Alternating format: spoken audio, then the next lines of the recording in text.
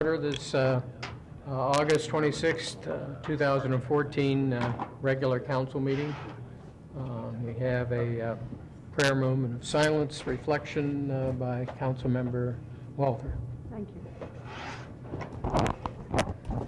Lord, we ask you to send your spirit of servanthood upon all of us gathered here this evening to do your work for the benefit of all in our community. We ask you to bless our elected and appointed officials so they may deliberate with wisdom and act with courage. Bless the members of our community who come here to speak before the council so they may state their cause with honesty and humility. Lord, we ask you to bless us all, that everything we do here tonight will move you to welcome us one day into your kingdom as good and faithful servants. We ask this in the name of our brother Jesus. Amen. Amen. Pledge of Allegiance. Oh, yeah. To the flag of the United States of America and to the republic for which it stands, one nation, under God, indivisible, with liberty and justice for all. Clerk, call the roll. Roll call. Here. Reese. Here. Walter. Here. Hermes. Lee. Here. Walter. Here. Moore. Here.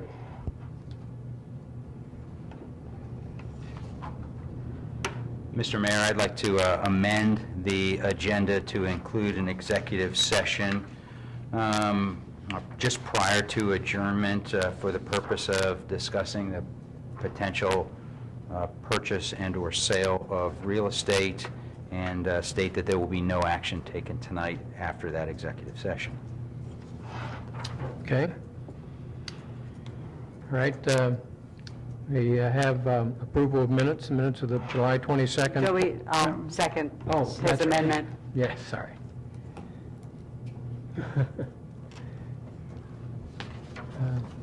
Voice, all in favor say aye, opposed no. Aye. Okay, motion passes. Okay, approval of minutes, the minutes of the July 22nd regular council meeting and the August 12th council meeting work session. Do you have any comments, questions, corrections on the minutes? I move that we accept the minutes as presented. Second. Okay, minutes are so moved. All right, now's the time residents can address council, to comment on matters before council, to ask questions or concerns to them. When recognized, please come forward to the lectern, give your name and address, and then state your comments or questions. Council meetings are tape recorded for ease of transcriptions. Comments are limited to 2 minutes, and actually I'm going to have Mr. Suggs make his comments because he has to get back to the golf course right away. Thanks.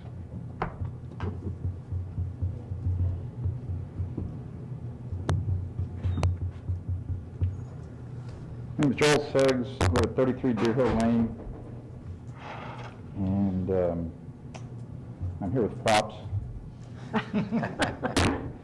and flyers to let you know about 2 upcoming events at the golf course in the next week or 2, so I'll just leave these on the chair, and since I'll be leaving, y'all can do with them what you want.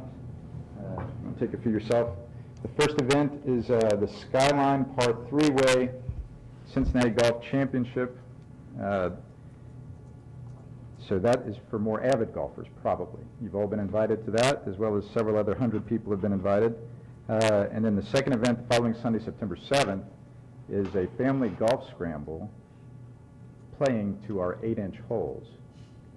And I used to think they were twice as big as the normal 4-inch hole until I redid my 9th grade geometry. And they're actually about 4 times as big as a normal golf hole. So this is as easy as possible for anybody, even non-golfers, to come on out and play a 4-person scramble to 8-inch holes. That's following Sunday, September 7th. And then also to let you know about a few other good things that have been happening at the golf course. We've secured a $10,000 grant from Wadsworth Golf Charities. They're the largest golf construction company in the world. They've built about 500 or 600 golf courses around the world. And they have a charitable arm called Links Across America.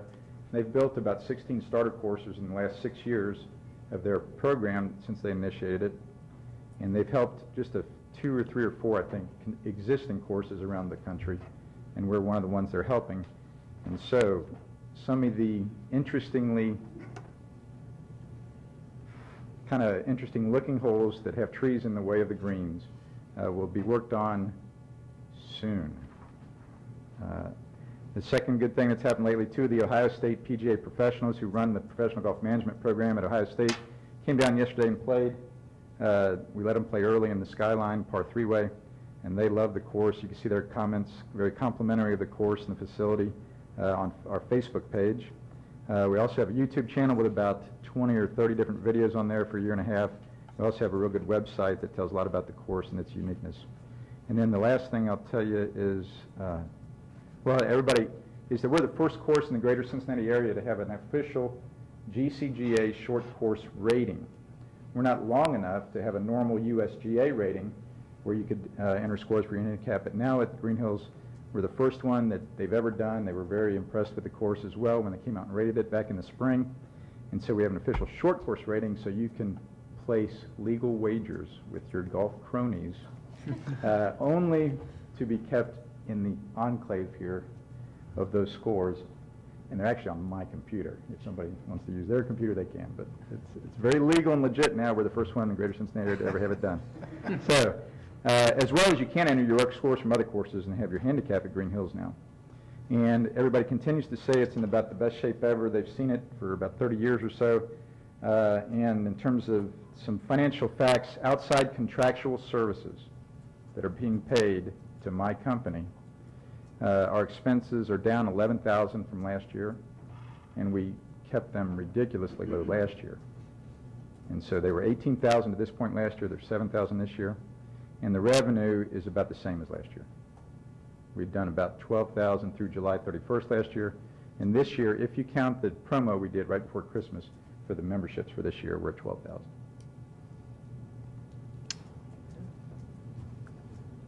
All right. I do not have one of the other prizes that will hopefully be awarded in the Skyline. That's the $10,000 for the first hole in one, and I just don't have that on me. To use as a prop right now. Is that an 8-inch hole, or is that? Insurance, you know, Yes. Yvonne is always very thorough, made sure that this is Which hole is it on? number 9. It has Number to be 9. at least 150 yards. Yep. Anything else? No, thanks. Thanks, you guys, for letting me stop in. Sure, appreciate it. Good luck with the folks down there right now, and we love what you're doing down there. Thanks, guys. Any other comments? No? Okay. Reports of village officials? Oh, okay.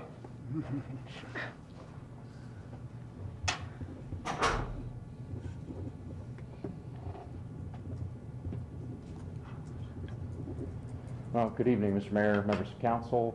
Hail to the Chiefs, I guess, right?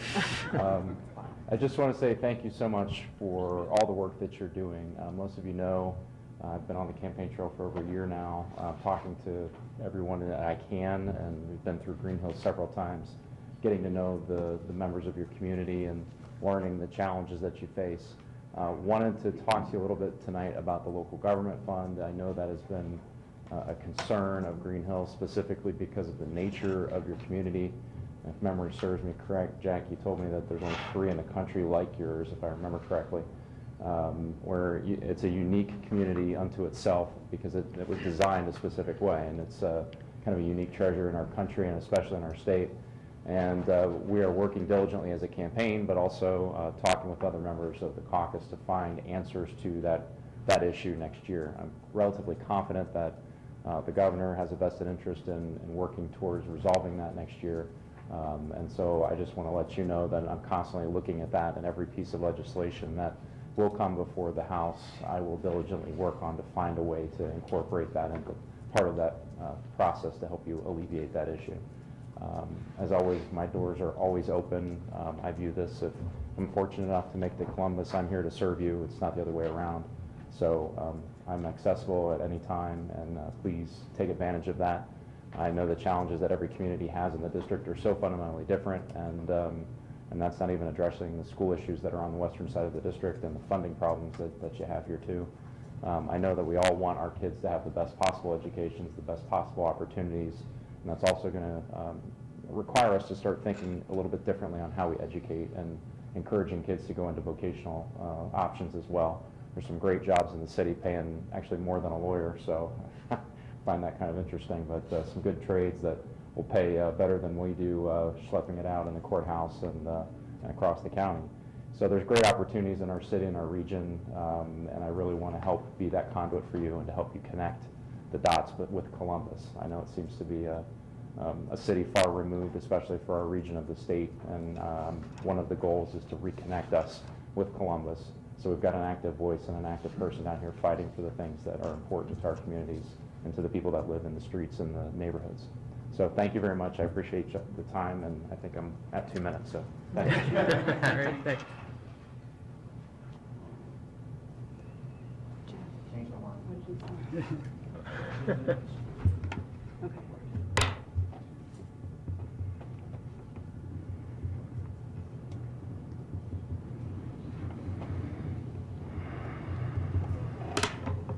Good evening. Dan Dusa, 9 Emboden Court, right here in Greenhills. Well, I guess I'll start with the reason I'm here. It's kind of a closing of the, kind of shorthand, the prayer at Greenhills Council Ordinance. I guess that would be Ordinance number 2014-06-LNR. Assuming there aren't any changes, and we'll find that out coming up, I'm happy with the compromise. I'd like to feel that I was part of the compromise with members of council and other residents, of course. It was a bit of a fight, but I'm glad to see it's resolved. The only thing I would ask is that, you know, we keep with the spirit of the Supreme Court case, the Grease versus Galloway, when giving the prayers or the invocations, which I'm sure you will. I just want to make it public. And while I'm making things public, I might as well just mention my position, in case you couldn't figure it out 2 meetings ago, that my position is that church should be over here and state should be over here, and we really shouldn't be mixing them. However, this is a village of many people, of many faiths, of many beliefs, and I'm willing to compromise. And thankfully, I'm glad that the bill, the ordinance, I should say, is, I think, a fair compromise for the village. So, that's it. Thank you. Thank you, Dan. Thanks. Thank you. Anyone else? I'm sorry, can I add? Yeah. I almost forgot. Thanks, sorry. Okay. So with that, I did want to request to the council as a whole to be able to give the next reflection for the next council meeting. It will be secular, but I pledge to you that it would not be anything you would be embarrassed of. I don't consider myself a rabble-rouster. I'm not going to say something crazy or wacky. I'm going to keep within the spirit of the village and the spirit of harmony. So I don't know if that needs to be approved while I'm up here, but I wanted to at least mention it. So. We would have to discuss that, I think. Yeah. Okay. Yeah. Thanks. Thank you. Thank you. Okay, moving on, reports of village officials, the municipal manager, Yvonne Kovac. Thank you, Mayor. Keep this down.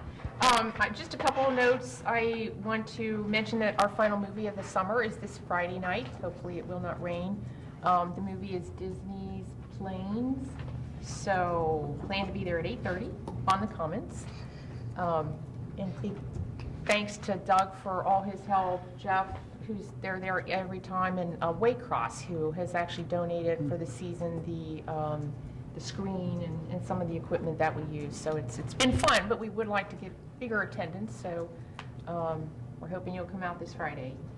Also want to mention that the Winton Road Phase 2 bids are due this week, so I hope to have a contract for you at the September, first meeting in September, so we can get that project started. Then there are a number of items as the ordinances and resolutions come up that, if it's better, I'll wait till each of those come up and then review the details. Okay. That's all I have tonight. Comments or questions? I have a couple of questions. I saw in the Enquirer that there was an article there that there was another round of workers' comp refunds. They were going to be refunding a total of $1 billion besides the one that we had before. Have you received any information about that? Do you have any idea of how much we will be getting and the total amount of it? Because they said this is the second one, the second round of it. Right, no, we've not received any information on that Okay. at this point. I don't know if it's pertinent, but at my job, we found out that it's going to be comparable to what we received the first The time. first time around? So I don't know if that's universal or if that's just entity by entity. So they Okay. said I was told it would be comparable. And they also, there was a separate article that says that the state workers will pay less insurance. Does that apply to us in any way, shape, or form? That was on the Inquirer of 8/14/14. Health insurance? Yes. Okay, and again, our health insurance renewal will be December 1st. We are just starting through the process where the employees have to do their online apps. So we're still probably at least 30 days, if not more, away from starting to get our bids. So I don't have any updates. Nothing will change until December 1st. Well, I know that when the amount of the workers' comp says 1 billion, I mean, what we get here is a sliver of it. Correct. But I mean, it was a good amount the last time, so I was looking forward to. I'll let Some you know extra- if we get extra good or cash bad in. word. I'm not- Okay. Not aware of any information on that. All right, thank you. Okay. Law Director Jeff Forbes. Thank you, Mayor. No report. Okay. Clerk of Council Catherine Lives. Thank you, Mr. Mayor. The August 2014 community calendar and ordinance number 2014-07F, 16F, 17F, and 18F were posted as required. And the cancellation of the Planning Commission notice of August 12, 2014 was also posted as required. And if there are no questions, that would conclude my report. Chief of Police Neil Fertelman. Thanks, Mr. Mayor. As you know, we appeared before the Commission on Accreditation in Schaumburg, Illinois. On July the 26th, we testified before a subcommittee of commissioners who recommended our reaccreditation to the full commission, and that was subsequently approved later that day. So we were very happy to get that under our belt, and it was an outstanding team effort, notably by our new accreditation manager, Vonda Secoy, who also serves as our police clerk, and Lieutenant Ann Ward, who was instrumental in locating many of the documents that were needed to justify our accreditation for the past 3-year period. We recently contacted and have worked with the Attorney General's office on behalf of residents who have received some unsolicited mailings that appear to be scams. We forwarded those to the Attorney General for possible prosecution, and a real timely reminder to residents that if an officer appears too good to be true as it comes in the mail, it probably is. Please let us know if those come, and we'll continue to work with the Attorney General on those cases. We're very excited that this Thursday we'll be receiving a new 2014 Chevrolet Caprice police cruiser. That unit will be picked up for outfitting. It'll provide us with 2 newer vehicles, and we have one older cruiser with over 100,000 miles that also must be replaced soon, and one with about 90,000 miles that we're going to continue to use sparingly. Last week we received the last of 3 new WatchGuard video cameras. We're very excited about those. Those replace VHS tape technology. Brings us 4 square into the 21st century. We plan to get those installed into our cruisers as early as next week. On August 18th, we were notified that we received a new federal grant, and that will fund the purchase of new bulletproof vests into 2016. It's a $1,495 grant, and it provides us with 50% funding. Last week, in conjunction with many of the surrounding law enforcement agencies in coordination by the Ohio State Patrol, we participated in the OSP Operation Shield. We focused on saturated patrol of both criminal and drug offenses.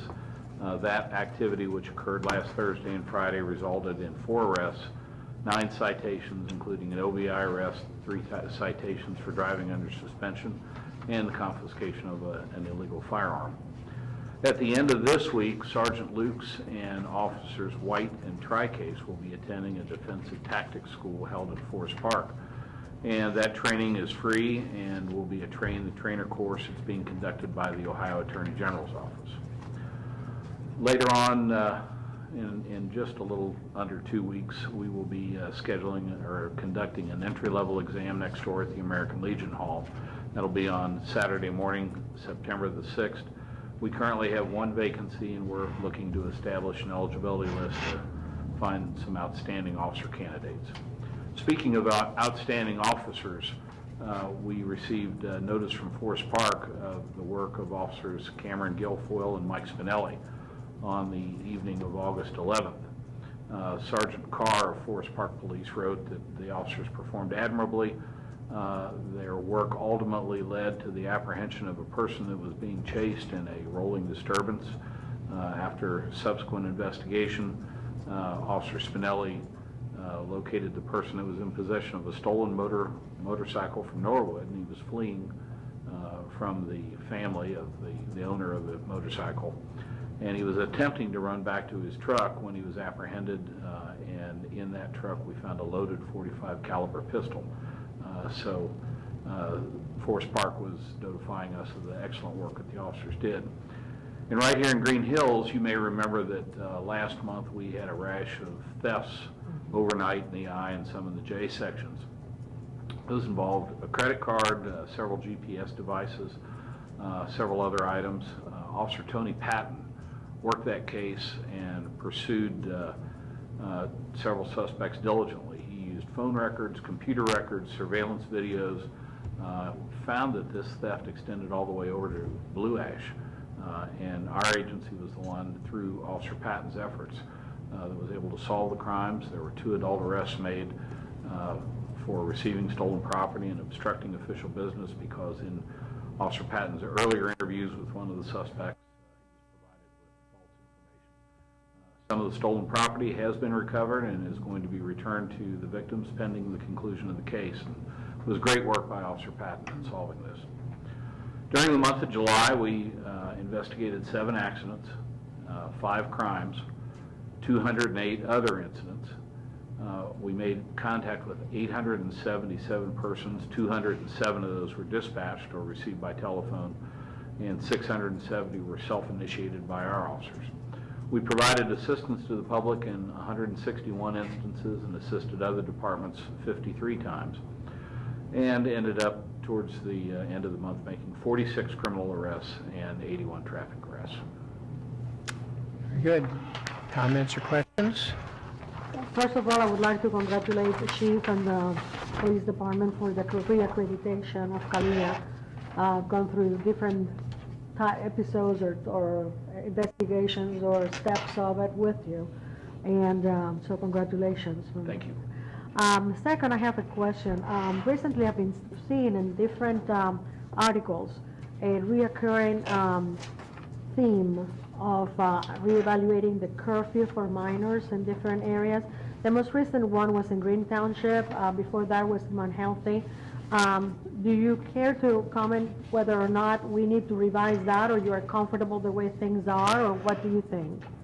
Well, it's interesting that the one that first made the news was in North College Hill. And we obtained a copy of that and took a close look at it, and also referred it to the Traffic and Safety Committee, and had them take a look at it. Interestingly, some of the text that is incorporated into their new ordinance is already in our ordinance. So unless traffic and safety members feel differently, we think that we have the adequate tools that we need. They seem to be working properly. And it appears that Greenhills was a bit ahead of the curve in adopting some of that language in the ordinance. Thank you. Yes, ma'am. Fire Chief Anthony Spaeth.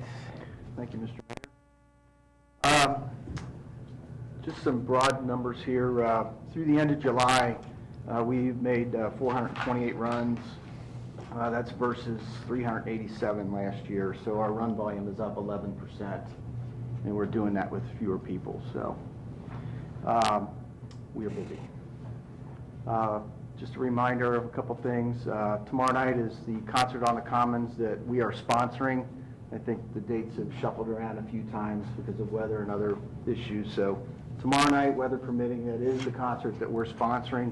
We'll be down there giving out free water and trying to recruit members. And I've also been recruited to do the water bucket challenge with Jim Miller. So that in and of itself ought to be entertainment enough. But anyway, that's tomorrow night. We have 7 EMTs who recently finished EMT school. 4 of them have already taken and passed the test. Alex Wargo, Tim Sauce, Nick Hoffman, and Brooke Burton. So congratulations to them. That's a long period of time for them to be in class for that. I want to welcome new probationary member Michael Wofford. He is a Greenhills resident. And just tonight we just concluded a firefighting class at Greenhills, which was a joint effort between us, Glendale, Wyoming, and Elmwood Place. And so we had 3 of our people in that. So Lauren Geisen, Michael Wofford, and Brooke Burton took their tests tonight. I'm sure they passed. In September of 1976, Aki Hoffman joined the fire department. So this month is 38 years of active service for him. So if you see him around town, and I know most of you do, because that's what he does, pat him on the back and thank him for his service. 38 years. He's the last, Jack Hoffman from the newspaper guy. You guys remember Jack? He had 35 years when he retired, so Aki's already surpassed him by 3 years. So pat Aki on the back. I can't believe we're talking about it already, but beginning the 1st of September, we're going to be checking hydrants. So we do that in an 8-week period from the 1st of September through the end of October. So we'll be out there flushing and making sure the hydrants are all in good shape so that we're ahead of the game for the winter time, which, according to the Farmer's Almanac, is going to be another bad one. So if you believe that, nevertheless, we'll be ready. Just want to make a comment about a couple of timely issues. Number one, water safety. If you know, just recently, last week in the West Side Apartments complex in the city of Cincinnati, a young man and his son rescued a teenager from the bottom of a swimming pool. Last weekend, a 18-month-old toddler drowned in the city of Fairfield. And then 2 nights ago, a 13-year-old drowned in the Great Miami River. So water safety is a huge, huge issue. I went to the CDC website, and in the United States, about 10 people a day drown. So 3,600 people in a 4-year period have lost their lives to drowning. 1 in 5 people who die from drowning are children 14 and younger. 50% of drowning victims treated in emergency departments require hospitalization. 80% of people who die from drowning are male. 80% of people who die are male. So I guess they have less fear of the water, or what. I don't know what you relate that to. But children's ages 1 to 4 have the highest drowning rates. In 2009, children 1 to 4 years old who died from unintentional injury, more than 30% died as a drowning. So 1/3 of the children's deaths in the age of 1 to 4 is a drowning. So it's just a very real issue, and I think it serves as a reminder just to make sure that we're mindful of water safety in the summertime here. Certainly there's plenty of pools in the village of Greenhills. We have some ponds, and of course we have Winton Woods sitting right here to the south of us. So it's just good when bad things happen. Unfortunately, it makes us all think a little bit. But I would encourage everyone to think a little bit about that. And this came off of the Centers for Disease Control website. Also, it's hot out there. Heat emergencies. Just have everybody hydrate. I know we're selling a lot of this stuff at Kroger's right now. It's good business, but rest often. Limit time outdoors when possible. Elderly and young children are most at risk, and a lot of our residents do a great job. We have a lot of elderly folks in Greenhills, and just check on them. 600 people a year die annually from heat-related emergencies, and it always seems like it gets hottest when school starts. I don't know if there's any relation there, but anyway, be mindful of heat emergency. And speaking of school starting, it's odd that school buses are out there in the morning already, and the kids are walking to school. So just ask for everybody to exercise caution there. The last topic I wanted to talk to you about back to school is university housing fires. I know I have a college student, and many of you guys do. A lot of issues with university housing fires. A couple years down in Clifton, a couple students died in a house fire. My son lives in a university housing unit down in Clifton. 3,800 university housing fires occur each year. 3,800 a year. 80% of university housing fires are cooking fires. Small confined cooking fires account for 81% of university housing fire. However, cooking fires comprise of 9% of non-confined university housing fires. So it's cooking, and it's usually in the middle of the night. They've been up studying or doing other things, come home late, get hungry, and then next thing you know, there's a fire. University housing fires occur most frequently in the late summer, so right now, and the fall, peaking September at 12%, and September, October, November account for 33% of all fires throughout the year. And so 1/3 of the fires occur in the next 3 months on university housing. So I just bring that up just to remind all of you that have students, take a look at it. I know I do. The city of Cincinnati, I know for one, has really stiffened up their laws with regard to fire safety and requirements for smoke alarms and exits and so on and so forth. But when you're 19, 20 years old, you think it's something that doesn't happen to you, and I think that's part of the issue. It's not, awareness is a big thing. So I would just ask everybody to make that a topic of discussion if it applies to you. And then finally, we have 40 members right now. If you take out the 3 administrative members we have about 37 members. And I'll tell you, we train a lot and we answer a lot of emergency alarms, but the hardest thing we do is recruit and retain volunteer firefighters. And I got to tell you, it is not easy. It is really not easy. And you spoke about the funds. They're killing us. I mean, the funds available for public safety right now, in my opinion, are at a very high concerning emergency rate. I mean, you ask any community that surrounds us, whether they're career firefighters, police officers, part-time, volunteer, everybody is struggling because there's not enough money.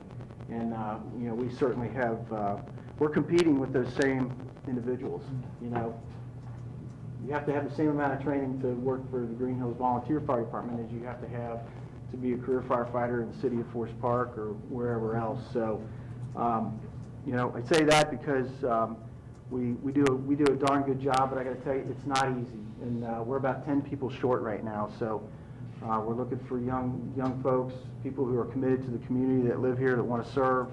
I'll be honest with you, it's not easy, but if you have a high level of commitment and it's something that you're interested in, we have the best toys in the world next door, and we like to use them, and we're trained well to do so. And but we need help. We need some people. So if you ever thought about serving the community in that fashion, give us a call, let us know. We'd be more than happy to let you know what we're all about. And I just thought it'd be appropriate to kind of mention that. So that's all I have this evening. Chief, Comments, questions? Chief, I'm just curious to know, where do most of your volunteers come from? Is it a word of mouth kind of thing, or where have you gotten? It's word of mouth, websites, the vocational schools. We attract a lot of the younger students that just graduate. They're out there looking for jobs, so we can provide a lot of experience. For those young folks that are aspiring to move up into the paid career positions. But that's kind of the problem for us. We're providing really good training for them to go somewhere else. So when I say hockey's been around 38 years, that's kind of that's an exception to the rule. Most of the young folks that start with us, they move on. And I've said this many times, people come and they either stay for a little bit, or they come here and they live here and they stay forever. And there's very few people in the middle. So, but we do, recruiting on websites, our own website, the newspaper. I mean, we try to do everything we possibly can do. Sure.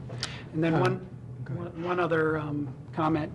My daughter, who's been a nanny, I think, for this one family about 4 years, had moved recently to Madison, Wisconsin. After she had gotten up there, the 2 twins, I think they're 2.5, and an older sister, and this is over in Blue Ash, One of the twins, this is why the parents were home, watching the kids as closely as they felt they could, dragged a table over, fell into the pool. The sister, who's just, I don't know if she's about 7 or 8, helped pull him out.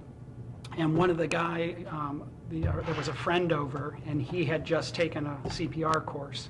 And they were able to revive him, and he was only out, without breathing for 30 seconds or something like that. But, I've taken CPR. Is that something people have access to around here? I know you guys are trained in that, but it doesn't hurt for other people to get trained in that. We do. We have some CPR instructors, and we try to have community CPR classes from time to time, but again, it's a matter of numbers. We only have so much time and resources because of all of our members. They have other jobs, so we try hard to do the best we can. And we have a great working relationship with all of our neighbors, and I'll tell you, we help them as much as they help us. I mean, it's reciprocal. The paid guys are just as shorthanded as we are, and they're paying. So it all has to do with funding. I mean, and, it's really a shame that we're having to cut corners in something that's so important. Right. Chief, on volunteers that you're looking for, if someone doesn't want to do fire suppression, or they don't want to do EMS, but maybe they just want to do the hydrants every year for you, or maybe they want to be a CPR instructor or something, do you have opportunities for people that want a more limited role than the full EMS fire service? We do.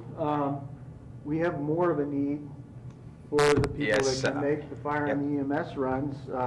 We actually do have some members that do that. Our fire inspector just does the fire inspections. We have an administrator for EMS.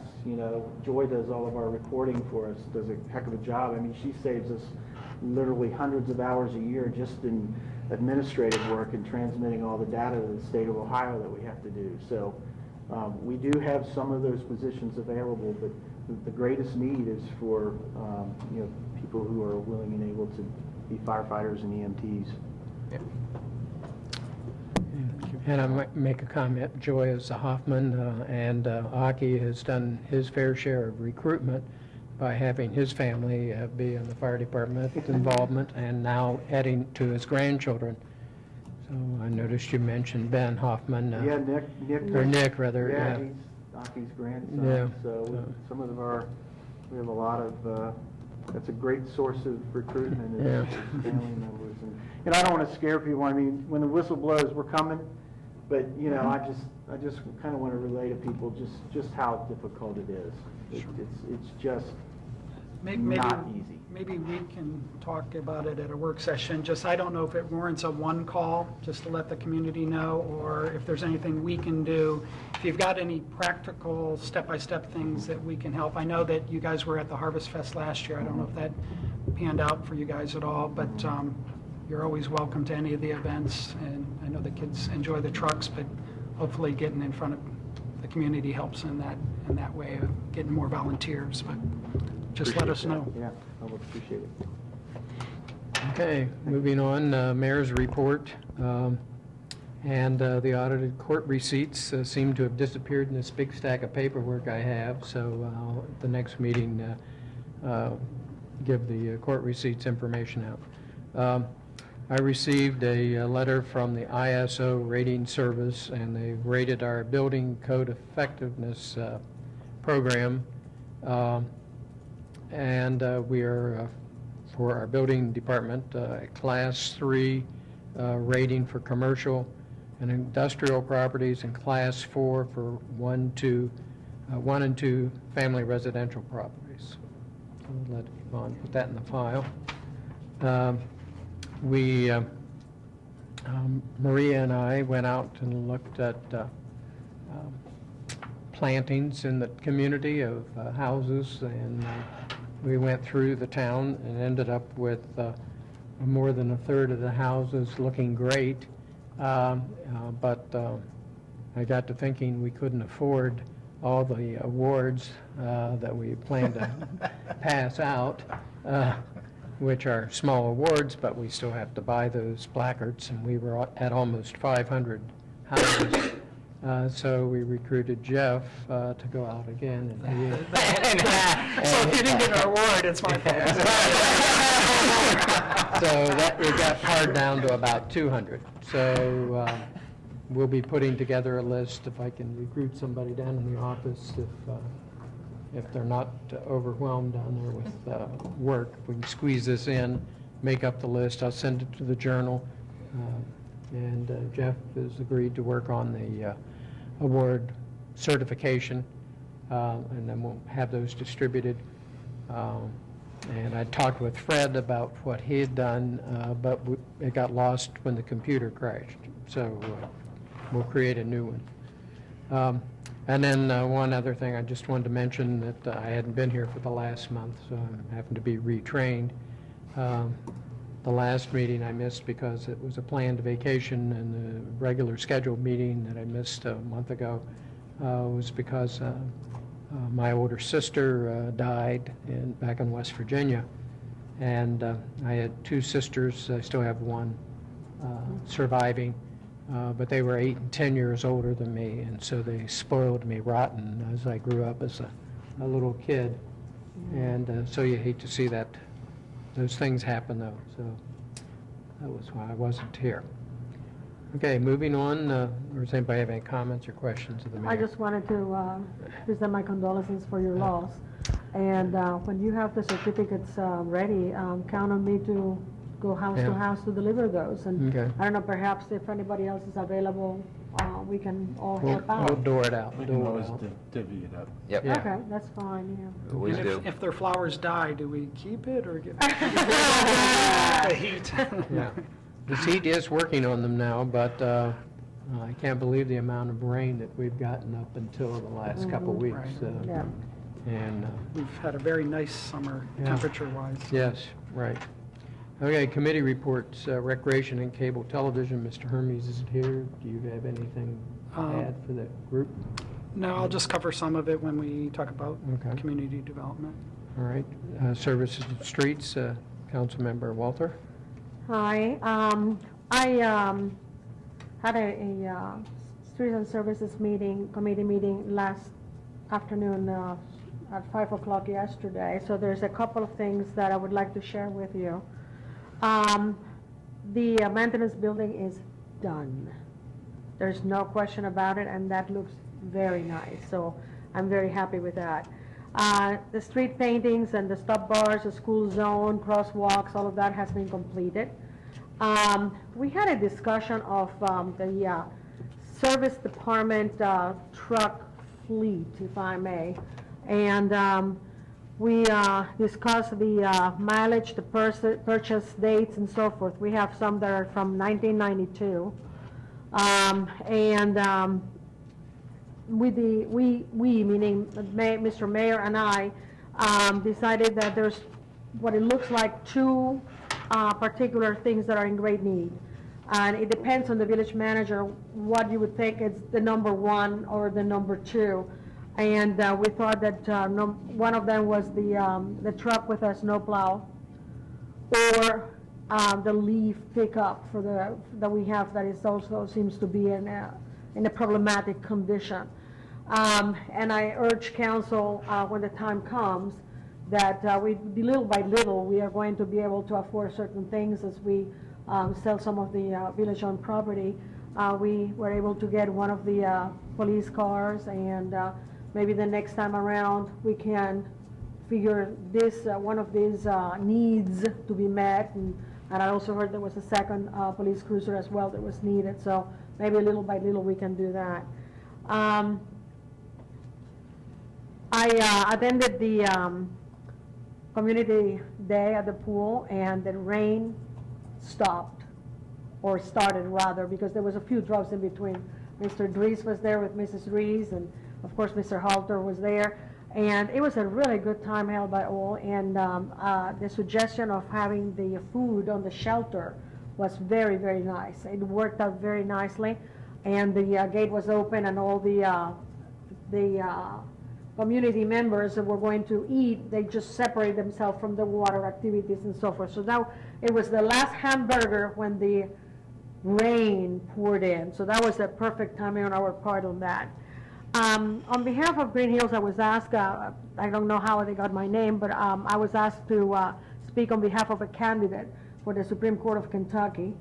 And it's Teresa Cunningham, and I did.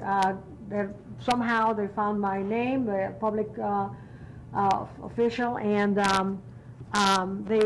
I spoke a little bit about Greenhills, and it was close to Lexington where the meeting took place. So it was a different activity for me, and it was very, very nice. I attended the Recreation Commission meeting and had some input and some ideas there. I attended the School Board of Education on 8/25 yesterday night. There were a couple of things that they were bringing upon information. There's an open house happening tomorrow night. There is also a benefit for the education that is coming up in September. And the question that I asked, and I did not receive a response on that, was on view of the passing of the House Bill 171 becoming effective on 9/11, and that is permitting school districts to allow high school students release time to receive religious instruction conducted off school property during regular school hours. The students can be granted up to 2 units of high school credit. So my question was, any of the facilities around the school system, have they come forth to do that? And what would be their system for vetting, for approving instructors for religious classes? Is it a divinity degree, or what was the requirement? I did not receive an answer on that. But that is coming effective on 9/11, and it was signed by the governor in June. Also, I wanted to bring forth the discussion there geared about the Bill 597 to repeal the Common Core, prohibits the political of religious interpretations of scientific facts in favor of another science, as it was adopted on 2011. At this time, the Board of Education did not join into any common ground that we're going to try to support such a change. Also, Mr. Mayor, you have been invited on 9/18 at 6:30 at the Board of Education room to take part on their meeting between the Forest Park Council and the Board of Education. And this fulfills my liaison that I have to provide information about the neighboring Winton Woods school system. I would also, on the urge of Mr. Mayor, on the meeting last night, he asked me and Ms. Kovac if you want to jump in at this time and explain anything or clarify something.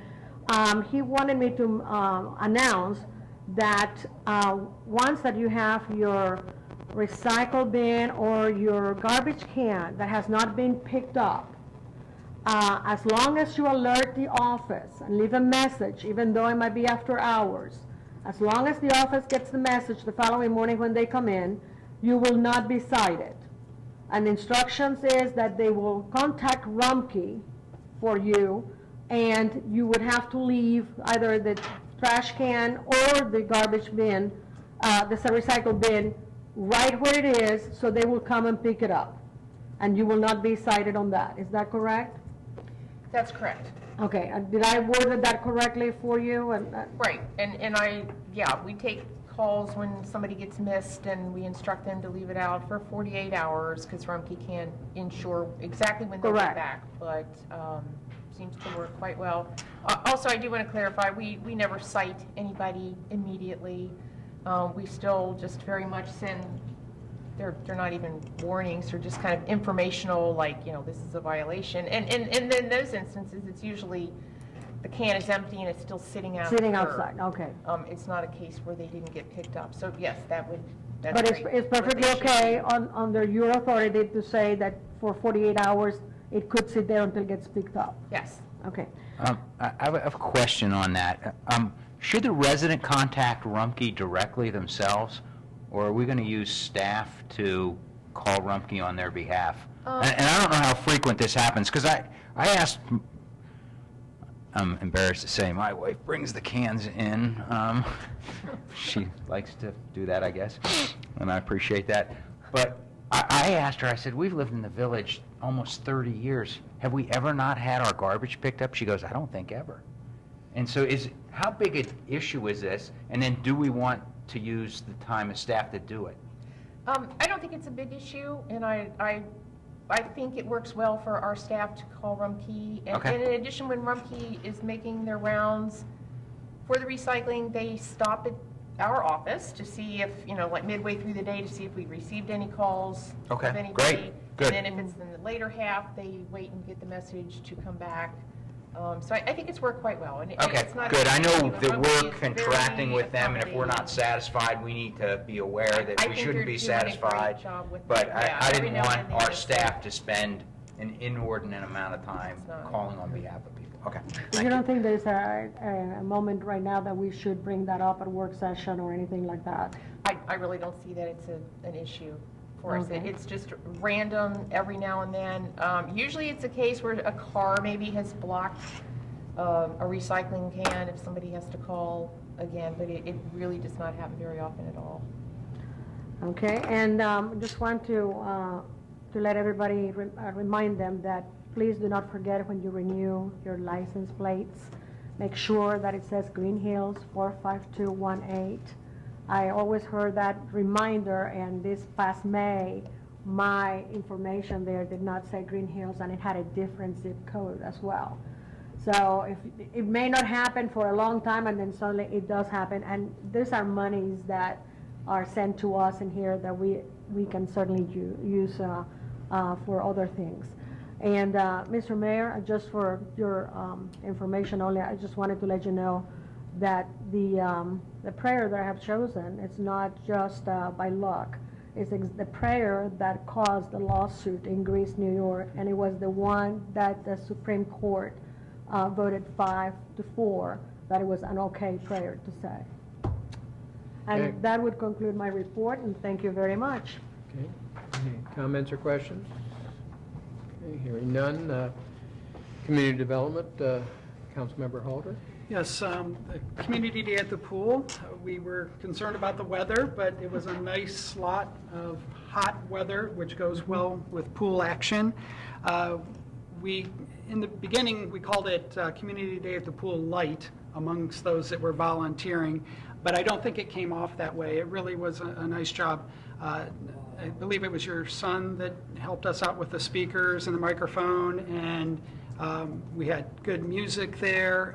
I do agree that I believe it was Diana Kohler's suggestion to have the meal up at the shelter, and that at first I was hesitant because it seems so far removed, but I really feel it had a positive effect where people did get and sit next to people, and it was just a good decision, I think, or a good idea. Got a number of volunteers. I probably won't catch everybody. We've had Patricia Bender, who's also part of the Design and Beautification Committee, helped out. Kenny Burke gave me a random call in the middle of the day. Boy, is that a nice thing. You know, I'm not used to getting in the middle of running around, a call saying, hey, I've got some time, I'm willing to help. It's like falling out of the sky. It was wonderful. But I thank him, and then a friend of ours from OLR, Rich Skowski, helped with the grill. Doug and Diana, troopers like they have been in the past, doing quite a bit as well. OLR donated hamburgers, so we didn't have to pay for the hamburgers, which was a nice thing. Let's see what else. Glenn and Barb Dries helped out. Didn't burn anybody or any burgers, which was good. And Maria, thank you for your hot dog donation and helping serve the food and providing the chips as well. But if I missed somebody, my apologies. I just think it was a good event, and I think there was at least 4 different people that randomly said thank you to the people that were working, and that always feels good when you hear that as well. Next, we'll have Harvest Festival this Thursday. A room across the way here, we're going to have another volunteer meeting. If anyone's interested, 7 o'clock this Thursday, we're going to be talking about and getting prepared for our October 25th Harvest Festival. We will have a chainsaw carver as part of that event, the hot air balloon, weather permitting, and Straw Boss is providing the music. They were there last year and were well received. Along with that, we're teaming up with the Alois Alzheimer's Center, and they're having a Run for Good that's for their not-for-profit arm, and that will be, I believe, at 3:30. I think, the run's at 3:30. Pooch Parade at 4:30. If there's anybody that's interested in being a vendor, application is on the website, so you can just go to greenhills.org, I believe, and get an application. We welcome that. And the movie, as you mentioned, this Friday. One thing, I'm going to try to put a one call out and find the right terminology to encourage people that we have to pay a fee for these movies, and it's usually not an inexpensive fee. So in some way, I want to encourage people, if they're interested in having movies during the summer, that they obviously have to be supported. And at times we've had some light participation, and times it was fairly good. But, you know, if you're interested in movies, we need to know that, and we'll continue to support it, I would think, if people show up. I think that's it as far as community development goes. Mr. Halter, I just wanted to also bring up the extra part of that community day at the pool, that a lot of citizens brought pasta salad, they brought watermelon, and this is the one thing that it has been missing for me personally, because I remember going to potluck dinners at the American Legion from all the people from Greenhills, and everybody would say, bring something enough for four, or something like that. And this was like a glimpse of what it was. Yeah, actually, that was part of the one call. It was wonderful to see that. They had the beans, the baked beans. I mean, it was just very, very nice. Yeah, and that's a credit to Diana and Doug. I think that was a good suggestion to go with that having it up at the shelter there. It was nice to have people share. That is also something that came up when we did an ideation session for community development. I was surprised at the number of times people mentioned potluck, so it was good. And also the picnic tables, it was like a family atmosphere. You had a table. You were not just walking around without a connection with anybody else, everybody talking to each other. It was very, very nice. It was good. Really appreciated that. Okay. Traffic and safety, Councilmember Brokaw. We met today. I believe the chiefs covered most everything. I just want to say congratulations to the police department for the accreditation and the commendations that they've gotten from both residents and neighboring communities. And I'm looking forward to the brush truck becoming in service as soon as it is, and I'm excited that the police cruiser is going to be in town. I know it still has to be outfitted, but it's a step forward. And that's the fire department brush truck, not The fire department service brush truck, department yes. brush truck. Yes, brush fire, not. And is the police cruiser something that you guys fit, or how does that work? It gets contracted out, yeah. Does it? Yeah, it camp safety. Okay. Moving on, finance and audit, Councilmember Dries. Thanks, Dave. A couple of items. Our next Finance Committee meeting will be September 23rd at 4:30. At the appropriate time, I have 3 ordinances for this evening. And Jonathan, you'll be interested to know this. Our receipts for the year are, I'm going to give you, I'm going to round off to the nearest 1,000. Our receipts to the year for all funds are $2,079,000. The prior year were $2,289,000. Our receipts are down $211,000, directly attributable to no revenue this year on the inheritance and the reduction in the local government fund. So your thoughts earlier are exact. Year-to-date, our expenditures are $2,096,000, so we've spent $17,000 more than we've taken in to date. Some of it's timing. We are on budget. And our expenses are $148,000 higher than at this time last year. I know I've reminded council members before. Some of it's a timing issue. In the prior year, we had received money for the resurfacing of the parking lot at Malloy's, but we hadn't spent it. So our revenues were artificially high, and our expenditures were artificially low. We're in a tight budget season, and I'll say that for another 2 years and 4 months, and then we get a little breathing room. But staff's managing it well, and I sleep okay at night. One thing, I'm going to take the liberty of deviating slightly from finance to just bring up two things that are, I think, of concern to residents.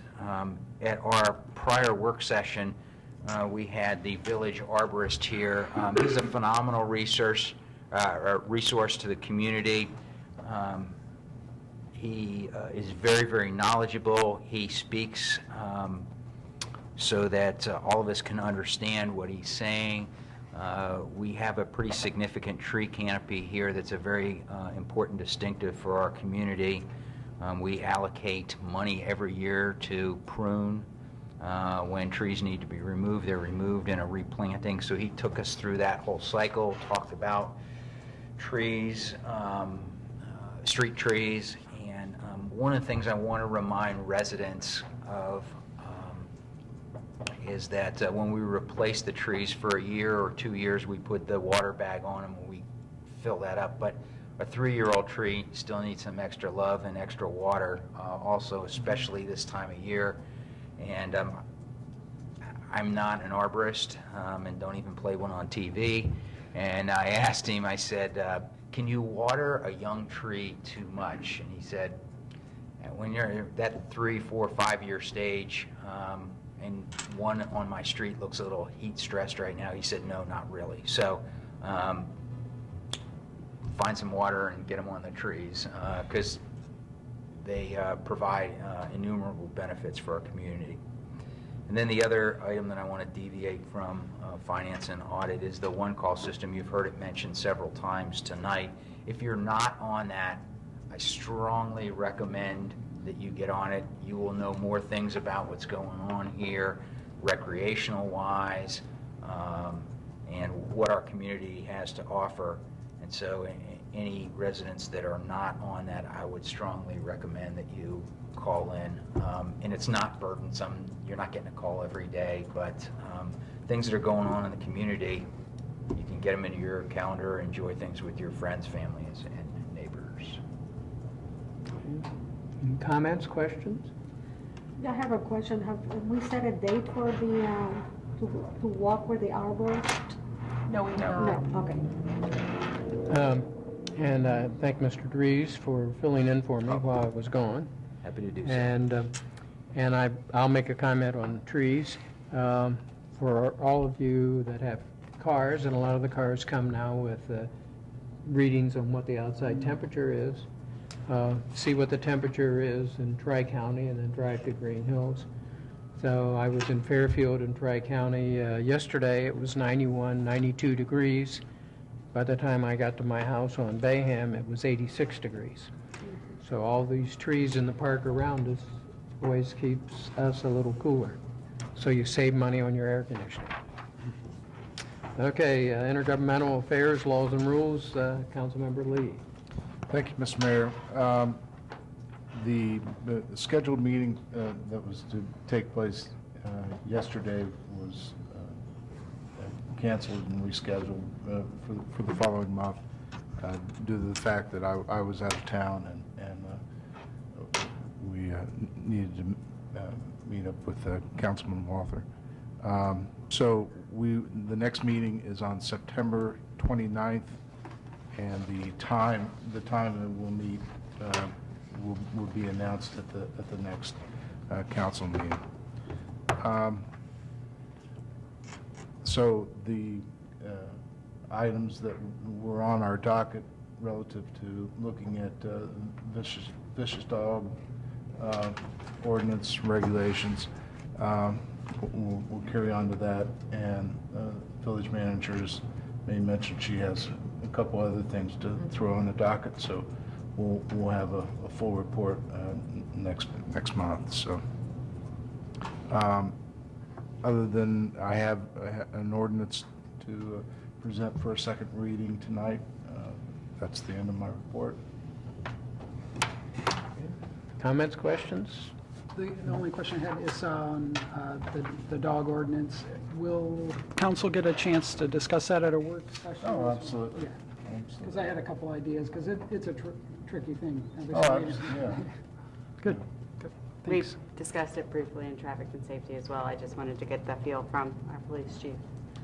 So make sure to include him in any discussion. He will be an integral part of that, so. Okay. All right, moving on, unfinished business. We have an ordinance, number 2014-06 L&R. I guess this is the second reading. And who has that? That's me. Okay.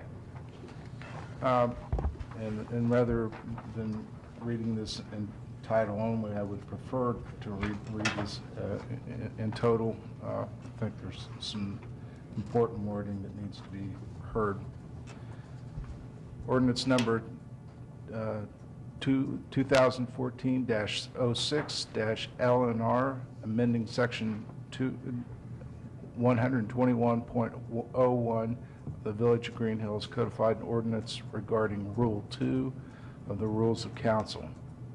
Whereas the section 2.08 of the Village Charter provides for the rules of council shall remain in effect until amended, changed, or repealed by the majority vote of council, and whereas Rule 39 of the Rules of Council provides that the rules of council may be amended, provided notice of the intended amendment shall be given on the floor of the council at the previous regular meeting, and whereas notice of those intended amendments have been given on the floor of council at the previous regular meeting, now therefore be it ordained by the council of the Village of Greenhills, Ohio, 6 members elected thereto concurring.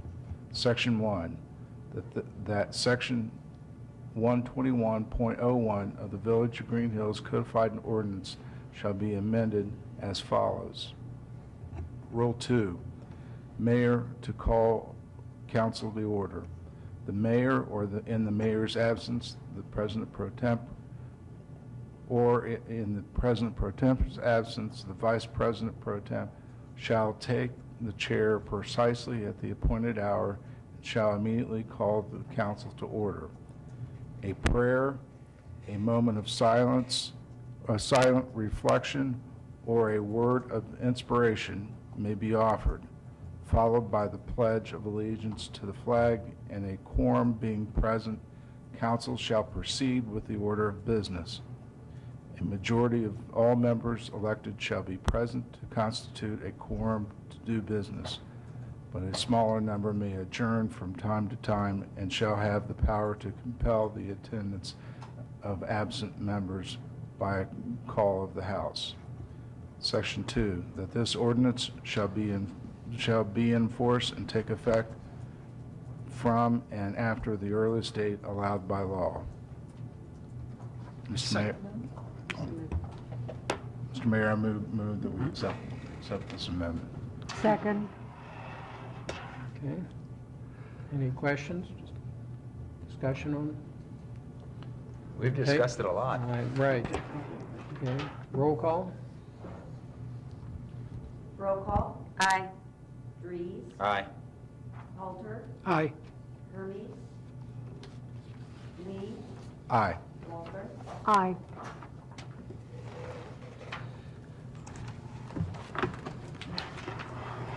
Okay. The Ordinance passes. 2014-06 Eleanor, amending Section 121 of the Village of Greenhills Codified Ordinances regarding Rule 2 of the Rules of Council. Okay, new business. We have an ordinance number 2014-08 TNS. Yes. I have a first reading of ordinance number 2014-08 TNS, amending various sections of Chapter 153 of the Village of Greenhills Codified Ordinances. I'm also going to read it in its entirety. It's not too long, and I figure everyone should know what's being talked about. Whereas Chapter 153 of the Village of Greenhills Codified Ordinances governs the Village of Greenhills Police Department, and whereas the Chief of Police, in cooperation with the Municipal Manager and Law Director, has recommended a number of revisions to Chapter 153, and whereas it is the desire of Council to amend Chapter 153 of the Village of Greenhills Codified Ordinances relating to the Police Department. Now, therefore, be it ordained by the Council of the Village of Greenhills, Ohio, members elected thereto concurring, Section 1, that Chapter 153 of the Village of Greenhills Codified Ordinances is hereby amended as set forth in Exhibit B attached hereto and incorporated herein by reference. Exhibit A identifies the additions and deletions incorporated into the modified ordinances. Section 2, that all sections of Chapter 153 not specifically amended herein shall remain in full force and effect. Section 3, that this ordinance shall take effect and be enforced from and after the earliest period provided by law. A lot of these were housekeeping. I so move. Second. No, you don't have to, they're just a first reading, right? Yeah. Just some of the changes were housekeeping. Discussion? No discussion? Just a first reading? Sure. Okay. If anyone has any questions on them, we have copies. Yeah, sure. I do want to point out that the copy you received in your packet, for some reason, it didn't produce the red highlights, so you were given tonight the copies in red. So as you take a look at it, you'll see where the differences are on that. All right, ordinance number 2014-09-F, ordinance making supplemental appropriations. Councilmember Dries. Before I begin, Mr. Forbes, I got a procedural question on the ordinance making supplemental appropriations. Do I have to read every number on here?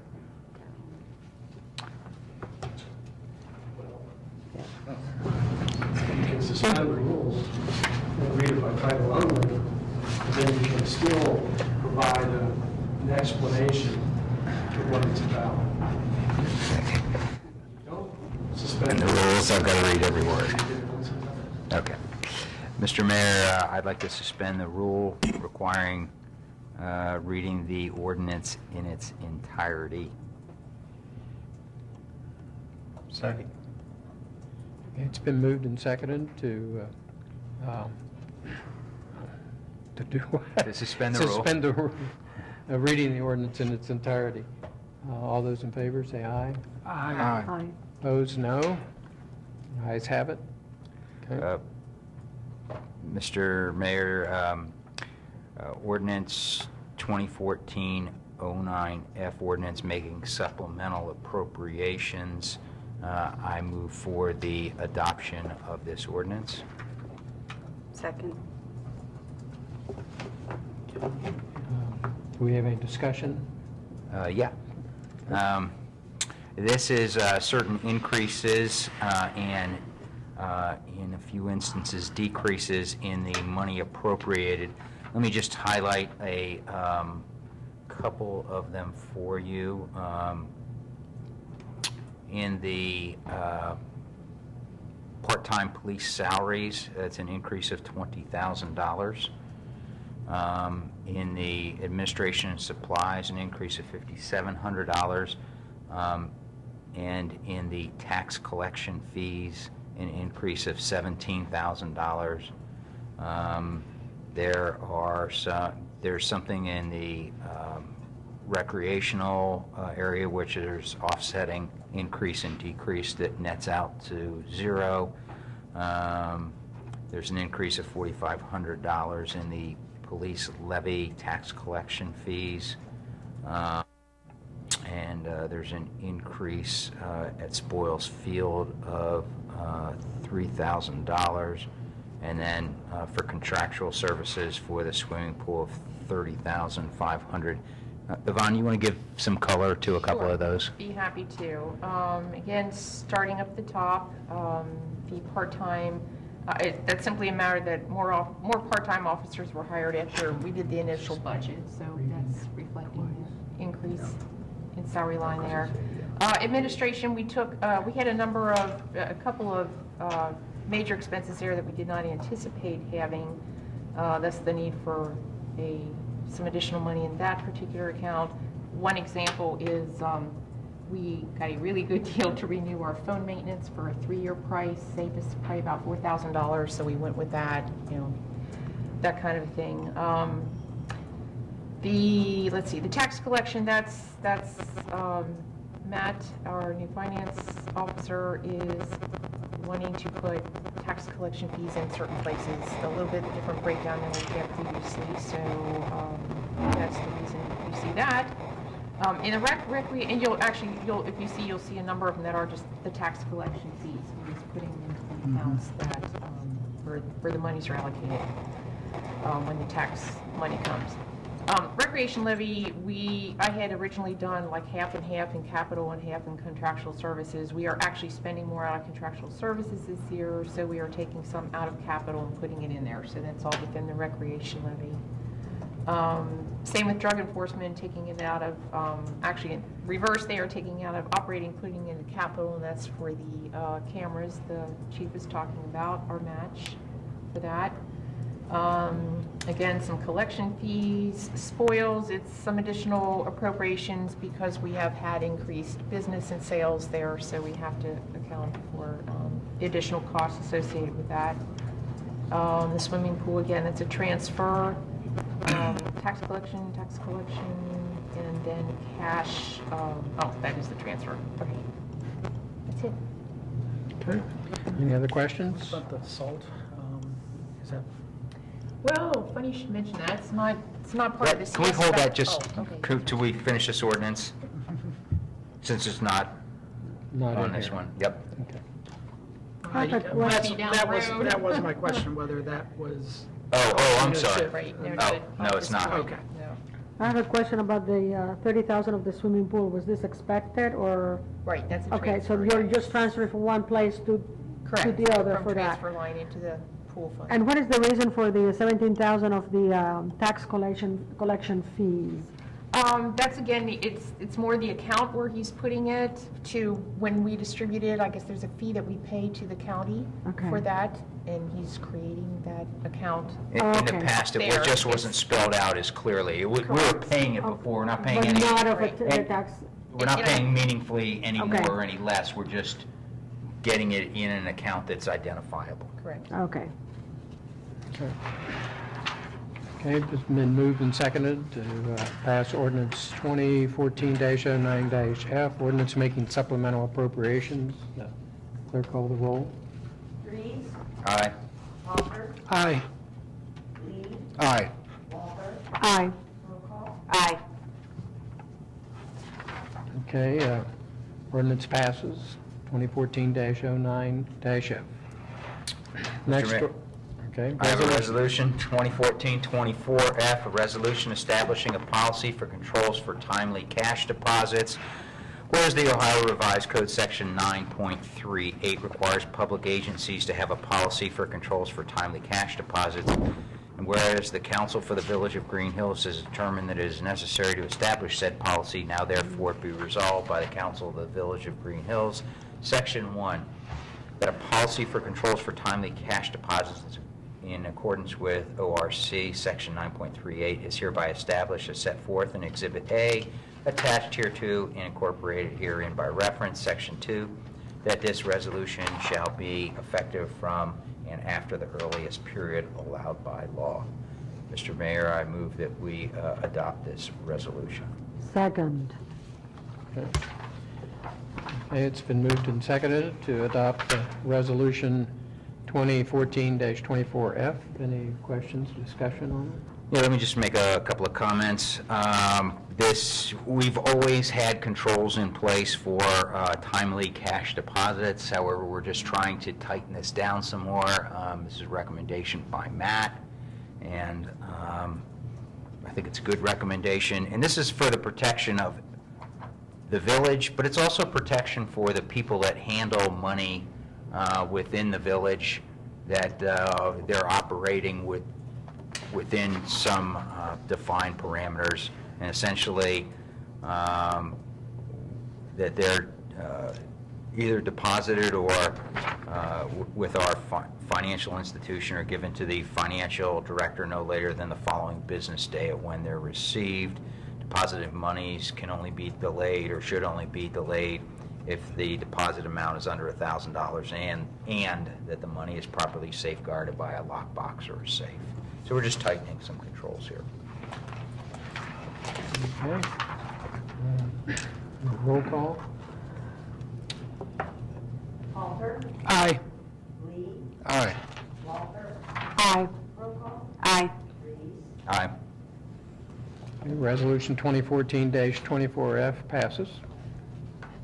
Mayor, I would like to bring up resolution number 2014-25 TNS. Okay. Establishing the position of part-time officer in charge investigator and establishing compensation.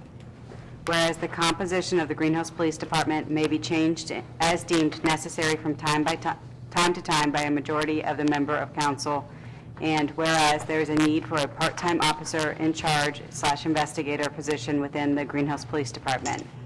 Now, therefore, be it resolved by the Council of the Village of Greenhills, Ohio, Section 1, that Council for the Village of Greenhills hereby approves the establishment of a part-time officer in charge investigator position within the Greenhills Police Department. Section 2, that the base rate of pay for said part-time position shall be $18.89 per hour and shall include all other benefits afforded to part-time employees of the village. Section 3, that this resolution shall take effect and be enforced from and after the earliest period allowed by law. I so move. Second it. Okay, it's been moved and seconded to pass Resolution 2014-25 TNS. Any discussion? Chief, do you have any? This essentially codifies the work that has been done by Officer Brian Johnston for a number of years. He's a former full-time supervisor in the department. He is called upon often in an investigatory role. He has a great deal of training and knowledge.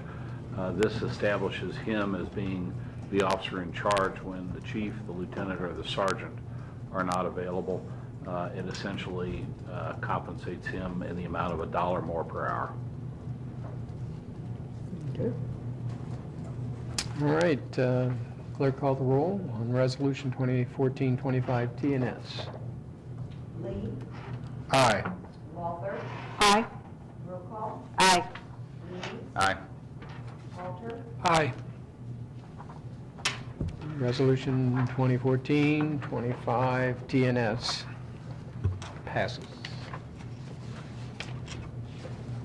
I have Resolution 2014-26F, resolution of intent to proceed with public improvements regarding shade trees, whereas following the adoption of Resolution 2014-17F, declaring the necessity for public improvements within the Greenhills Forestry District, no objections to the assessments have been filed, and whereas since no objections were filed, there are no reports from an assessment equalization board to consider as required by the Ohio Revised Code, Section 727.23. Now, therefore, be it resolved by the Council for the Village of Greenhills, State of Ohio, Section 1. It is the intention of this council to proceed with the improvements in accordance with the provisions set forth in the resolution of necessity being number 2014-17F. Section 2, the assessment of all lots determined to be specifically benefited by said improvements set forth in Resolution 2014-17F is hereby authorized. This assessment shall be 50 cents per front foot. Lots having frontage on more than one side, including corner lots, shall be computed at 75% of the total frontage. The maximum assessment per single-family resident shall not exceed $60 annually. Section 3, there are no claims for damages to be judicially determined before granting the proposed improvement. Section 4, this resolution shall take effect and be in force immediately upon its passage. I hereby move to adopt this resolution. Second. Okay, it's been moved and seconded to adopt Resolution 2014-26F, resolution of intent to proceed with public improvements and regarding shade trees. Discussion? This is Questions? step 2. Step 2. Okay. Clerk, call the roll. Walter? Aye. Roll call. Aye. Reed? Aye. Walter? Aye. Lee? Aye.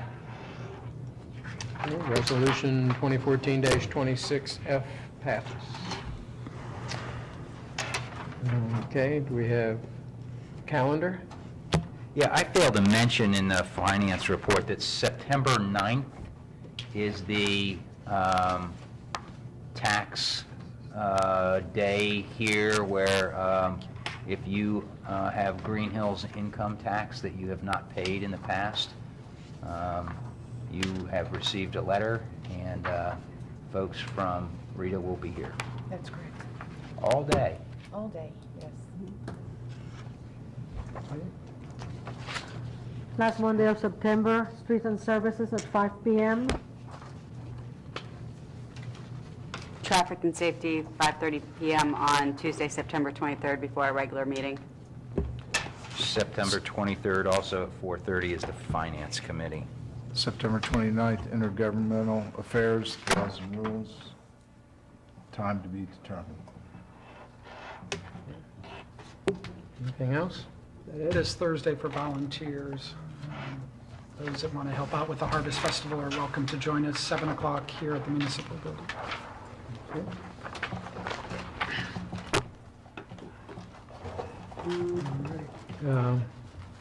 And we want to go into executive Yes. session? Mr. Mayor, I move that we adjourn to executive session to discuss the potential sale and/or purchase of real estate, and when we come back in, there's no intention to conduct any additional business.